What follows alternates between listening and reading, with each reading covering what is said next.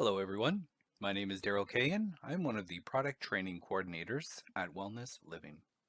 What we're going to be doing here is we're going to be talking about proration as it relates to membership specifically.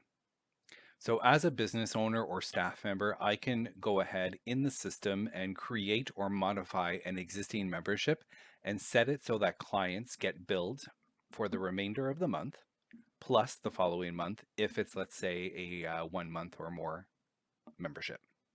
To do so, I'm going to go to Setup, Store Configuration, and Purchase Options. From here, I'm just going to select one of our memberships. And then within, I'm going to scroll down to the Auto Payments Every section. Right now, we don't see an option to prorate. Is it set for starting on the sale date?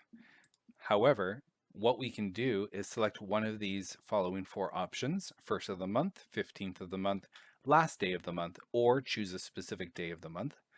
And we're going to see allow clients to prorate the first payment. Provided that is on and saved, when the client is being cashed out, then we're going to see an available option to prorate that first charge. I am now on the client profile or view. So we're going to go ahead and put this to practice. So I'm going to move to the store section. I'm going to select that same membership.